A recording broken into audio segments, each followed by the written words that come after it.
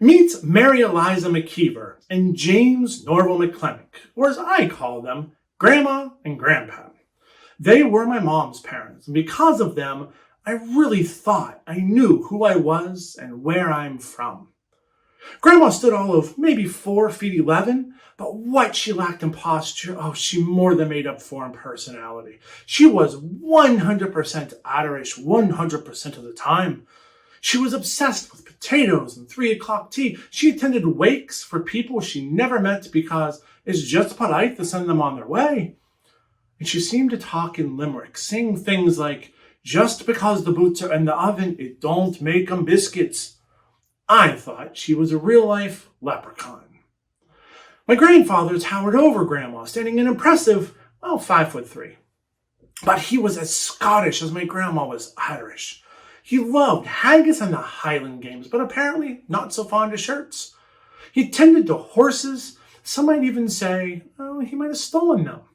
But he wore a kilt and a tartan with pride, and when he played the bagpipes, he brought tears to your eyes for all the right reasons.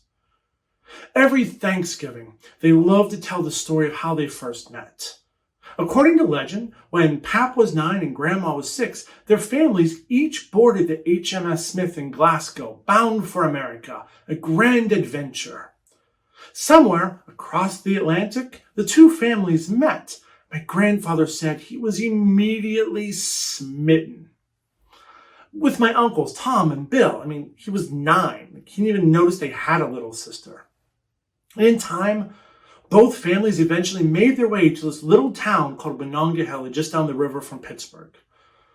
15 years later, my grandfather asked Seamus if he could marry his daughter. The rest is history. Right? Meet my mom. This is Lita Jean. In August, I found out on a Tuesday that she had cancer. By Thursday, she was gone. She never told anyone.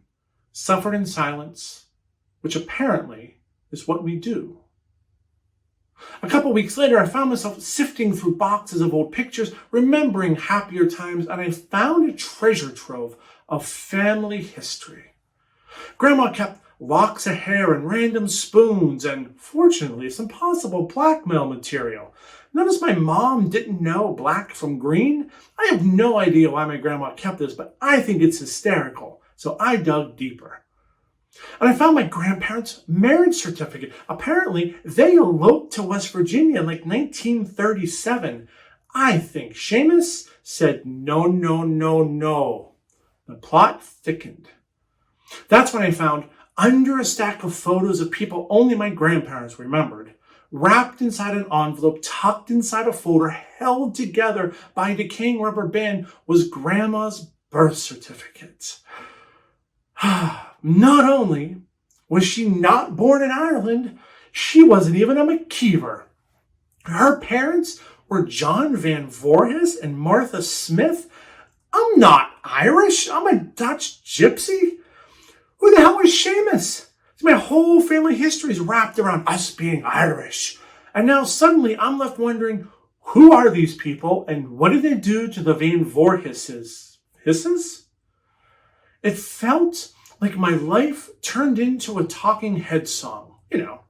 You may find yourself from another part of the world. You might ask yourself, well, how did I get here? My God, where are they from? This sweet Irish lady who practically raised me, who hated fibbers, isn't even Irish. But does it even matter? Did it really change anything? Grandma used to say, we all live once, but we die twice. Once when our bodies die, and once when the last memory of us dies. As the last living McClemick, I am the only one keeping some of these memories alive. And I choose to remember my family for what they were, not for what they weren't.